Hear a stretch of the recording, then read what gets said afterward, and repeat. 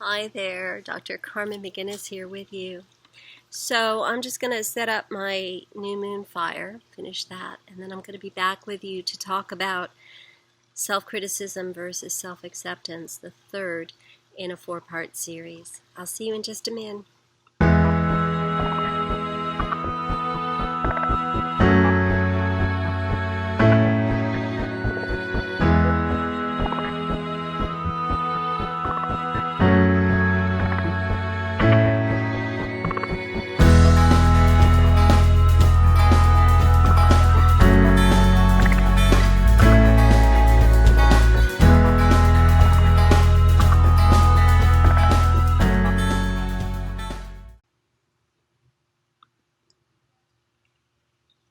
Hi there, Dr. Carmen McGinnis back with you. So as mentioned, we're going to talk about self-criticism versus self-acceptance today. Now, I want to open to say that it is an evolutionary function of humans to compare ourselves to other humans. This is a process involving self-assessment against the assessment of other people. Comparison to others is key to growth and development, although as we're going to see today, it can backfire. Key factors in this include motivation, self-esteem, and eventually either self-criticism or self-acceptance, which is, of course, my goal for us all. The process is complex and goes something like this. We assess ourselves against others. This either makes us feel good, high self-esteem, if we rank well, and maybe see room for improvement, but we rank well enough, or we feel bad if we rank poorly. If we feel good because we rank pretty high, we have high self-esteem and we're motivated. If we feel bad because we rank pretty poorly, it seems overwhelming and we may end up with poor self-esteem. We're not motivated. The rank we expect for ourselves plays in here. If we set our expectations too high, we are likely to fail. If we set it too low, there's no room for that improvement that I mentioned. At each juncture along this path, each area of assessment, we are going to either reach a point of self-criticism or self-acceptance. And this depends largely on whether we reach the rank we expect to reach, our benchmark. With an understanding of all that, I'll break the rest of my talk into 3 parts. First, I'll discuss internal inhibitors to self-acceptance and how to overcome them. Then I'll discuss external or societal inhibitors and how to overcome those. And finally, I'll discuss familial or developmental inhibitors. First, internal inhibitors are perhaps the most difficult to overcome. As mentioned, it's an evolutionary function of humans to compare ourselves to others. In a perfect world, comparison will boost motivation. However, the lower the self-esteem, which depends upon prior assessments, the more likely it will instead inhibit motivation. A way to manage this behaviorally is to select one thing that you can improve upon and then bask in the results when you do. Try to select something that you're highly likely to succeed at, but be sure it's something that you value enough to make the leap in motivation. Some ideas that have worked for clients and friends include weight loss, healthy cooking, starting an exercise regimen, taking on a new hobby or skill, planning a vacation, or getting one's personal finances under control. These are all popular ones, things that kind of bear on people.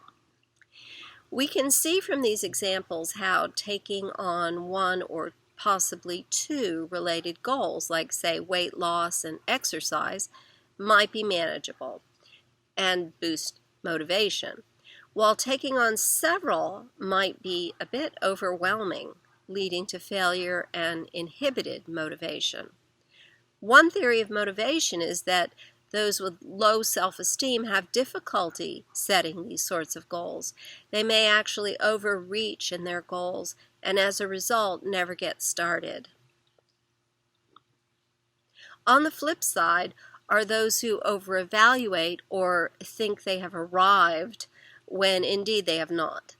In this case, although they appear confident and self-assured on the outside, there tends to be an inner knowing that results in low self-esteem. Those with narcissistic personality disorder fall into this category, although not all individuals who over-evaluate are narcissists. Now, I mentioned earlier that you should bask in your results when you've reached them, but also be sure to reward yourself along the way. Small tokens of self-appreciation go a long way toward building self-esteem. Now let's discuss societal inhibitors, the second thing I would talk about. Societal inhibitors to self-acceptance. Two words come to mind straight off. I'll bet a lot of you could guess them. Those words are Facebook. Now, I don't mean to pick on that particular faction alone. It's really about social media at large, including reality TV. It's a continuum. When the people are real, not scripted actors, the comparison is more real. When we actually know the people, the comparison is really real, and maybe even real raw. A behavioral trick to managing this is to always make a reverse comparison as well. I'll give you an example. Your friend Bethany is posting from Pamplona, Spain, where she's attending the running of the bulls with her latest boyfriend, who's, of course, gorgeous and rich. Okay, all that seems amazing, and you might be tempted to think, I'd love to travel too, and why don't I get the good-looking rich men? What's up with that? I'm cute enough, right? But instead of doing that, which is going to lead to a very bad end, you might instead focus your thoughts on how you're working on your career right now, rather than relying on a man for your vacation budget. And how you can't really travel right now anyway, because your awesome basketball star son has been elected for the traveling team. Or your daughter, who's succeeding at something, has been selected to be in a particular, say, a play or something like that. So it's not a good time for you to travel. When we look at these real life things that are happening for us, that we don't see the comparison to the other person, it's a little bit easier to take that other comparison and put it into perspective.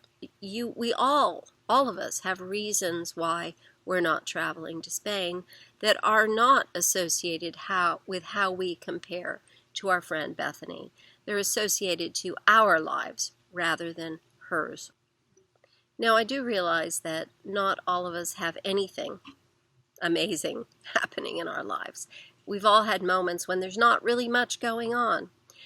But the reality is that it's about our lives. There are reasons why we're not traveling to see the running of the bulls that are not necessarily related to Bethany. They're related to our lives. And if we focus on that, we can go a long way to improve our situation so that we can do whatever it is we choose to do in the future. Point is, there's always something that you do or have that's better than what's going on with some friend on Facebook. So why even go there? Focus on you instead. I recently had some pretty green moments myself, green being jealousy, when I saw a Facebook friend on yet another European holiday. Funny how the color green is associated with both jealousy and healing and growth.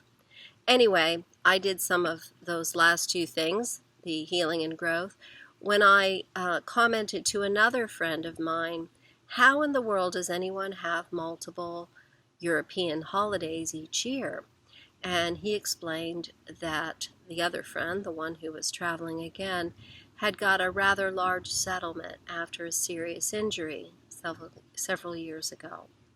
Now, needless to say, I do not wish to have a large settlement because of a health problem. I don't think anyone does. In closing, I'll address familial or developmental inhibitors to self-acceptance.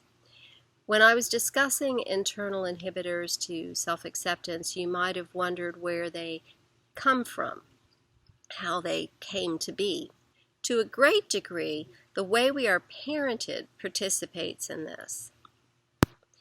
The expectations that your parents had for you, the way these were reinforced when met or punished when not met, and whether or not these seemed fair and just to you, all help determine the way you manage these today as an adult controlling your own life.